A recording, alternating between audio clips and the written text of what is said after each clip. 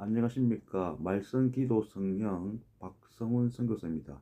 기독교 신앙 교리 중 삼위일체 교리에 대해서 나누어 보겠습니다. 삼위일체 교리에 대한 출처는 라이프 성경 사전이 되겠습니다. 라이프 성경 사전에 성경적 단어, 용어 정리를 한번 소개해 드리겠습니다. 하나님은 성부와 성자와 성령의 세 위격을 가지며 각각 동일한 본질을 공유하되 하나의 실제로서 존재하는 교리를 말합니다. 하나님은 한 본질 안에서 세 위격으로 구별되지만 영원히 동격이시며 영원히 함께 계시는 한 하나님이라는 뜻입니다. 따라서 이는 삼신을 뜻하는 것도 아니고 하나님의 세 가지 형태를 의미하지도 않습니다. 자, 이 성경적 단어에 대한 용어 정리를 봤는데 상당히 어렵게 느껴집니다.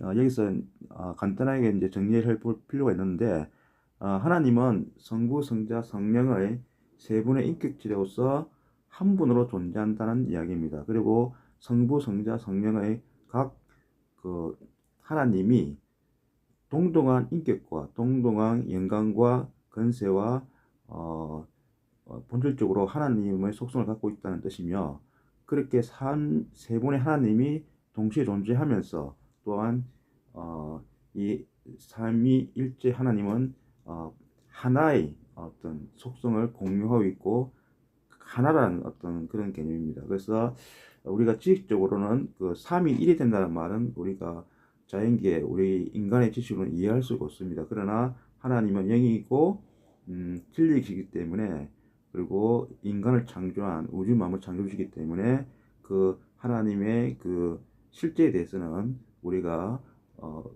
성경에서 보여주는 대로 우리가 이해를 하고 믿어야 될 것입니다. 삼위일체라는 트리니티라는 그런 용어는 성경에 나와 있지 않습니다. 용어로 나와 있지 않지만은 삼위일체에 대한 개념, 삼위일체를 증명해 주고 있는 나타내 주고 있는 여러 성경 구절이 많습니다. 제일 첫 번째 예로 창세기 보면은 하나님께서 우리 형상대로 인간을 창조하자고 말씀하십니다. 우리 형상대로. 그러니까 히브리어로 하면은 엘로힘입니다. 엘로힘. 엘로힘은 그 복수입니다. 복수. 그런데 그 엘로힘을 또한 그 문법적으로 볼 때는 단수를 받고 있습니다. 그래서 이 세 분께서 하나로서 함께 역사하신다.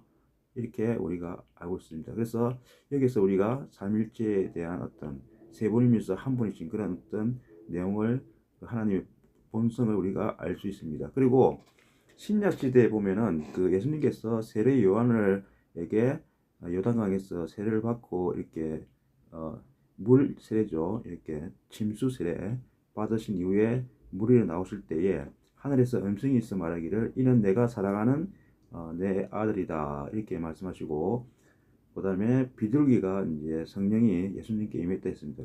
자, 이 상황을 보면은 예수님이 성자 하나님입니다. 그리고 하늘에서 또 성부 하나님께서 말씀을 하십니다. 그리고 성령 하나님께서 예수님께 임합니다. 그래서 이 세 분이 항상 함께 있으면서 함께 이렇게 공존하면서 사역을 한다는 것을 알 수 있습니다. 물론 우리가 보통 그 성부 하나님은 우주 만물을 창조하시고 인간의 구원을 계획하시는 그런 계획하시는 하나님으로 우리가 이해할 수도 있고 그 다음에 그 하나님의 구속사를 이루기 위해서 오신 분이 우리 성자 하나님이라고 또 우리는 알 수 있습니다. 그리고 예수님께서 행하신 그 모든 것을 또한 증거하고 그렇게 할 수 있는 힘을 주시는 다시 말해서 그런 어떤 마가의 다락방 이후에 성령 세례 받은 이후에 성령님의 역사 그래서 성령의 시대라고 이렇게 말할 수 있습니다. 그래서 구약에는 성부 하나님의 시대고 신약 2000년에는 예수님의 사역의 시대고 그다음에 예수님이 보낸 보혜사인 그 교회 사역은 성령 하나님의 역사라고 우리가 알 수 있습니다. 지금까지 삼일체 교리에 대한 용어와 그리고 삼일체 교리에 대한 성경적인 여러 내용들을 살펴보았습니다.